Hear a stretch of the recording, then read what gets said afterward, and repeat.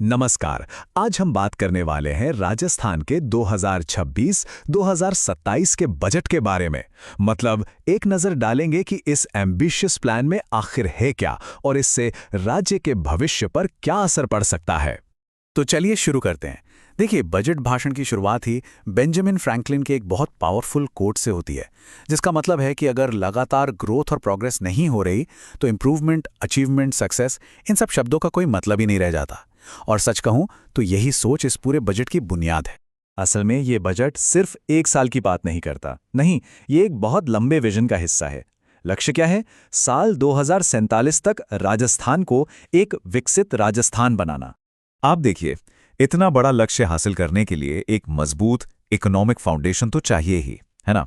तो चलिए सबसे पहले ये देखते हैं कि आज राजस्थान की अर्थव्यवस्था आखिर है कितनी बड़ी। और ये जो इकोनॉमिक स्ट्रेंथ है ना, ये हाल ही में हुई एक जबरदस्त ग्रोथ पर टिकी है। पिछले कुछ ही सालों में राज्य की अर्थव्यवस्था में 41% से भी ज्यादा की बढ़ोतरी हुई है। ये कोई छोटा मोटा आंकड़ा नहीं है। और इस ग्रोथ का फायदा कहाँ दिखेगा? अनुमान है कि इसका सीधा असर आम इंसान की जेब पर पड़ेगा। मतलब पर कैपिटा इनकम यानी प्रति व्यक्ति आय में भी एक बड़ी छलांग लगने की उम्मीद है। तो सवाल यह है कि इस विजन को हकीकत में कैसे बदला जाएगा। देखिए, पूरे बजट को कुछ मेन पिलर्स में बांटा गया है। हम एक एक करके इन सबको समझेंगे। तो चलिए सबसे पहले बात करते हैं पहले पिलर की, इंफ्रास्ट्रक्चर। और इसमें सबसे बड़ा फोकस है राज्य के रोड नेटवर्क को अपग्रेड करने पर, मतलब हर कोने को जोड़ने पर।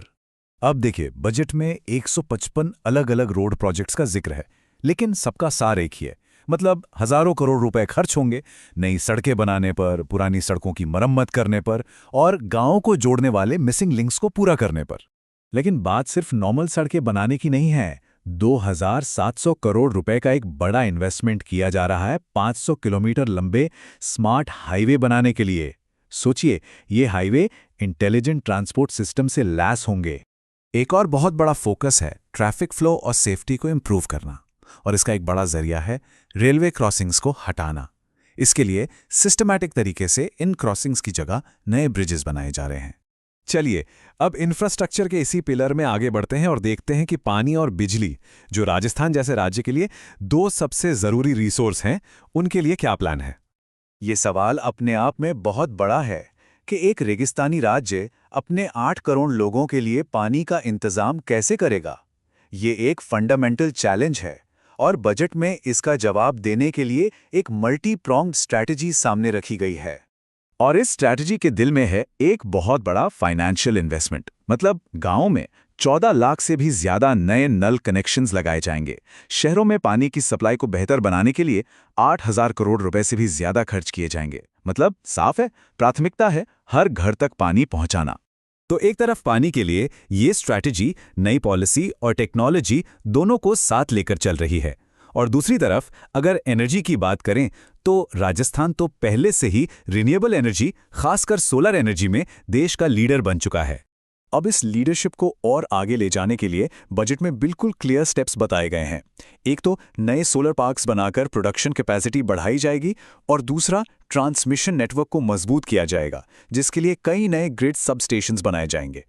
चलिए अब आते हैं दूसरे बड़े पिलर पर। इसका फोकस है अर्बन लाइफ पर। मतलब राज्य की जो बढ़ती शहरी आबादी है, उसकी क्वालिटी ऑफ लाइफ को कैसे बेहतर बनाया जाए। शहरों की सबसे बड़ी समस्याओं में से एक क्या है? ट्रैफिक और ट्रांसपोर्ट।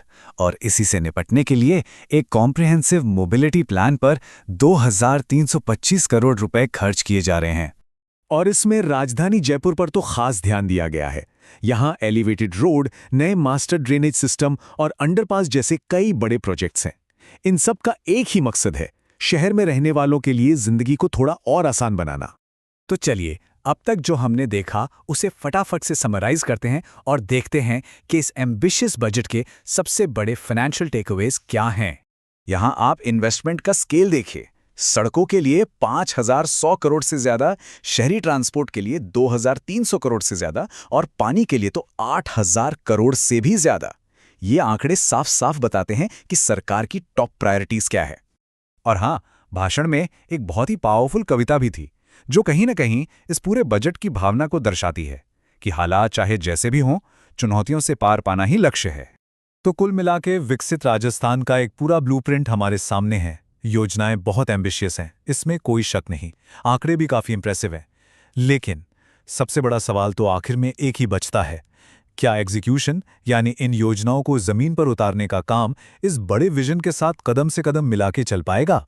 और इसी सवाल का जवाब राजस्थान का भविष्य तय करेगा।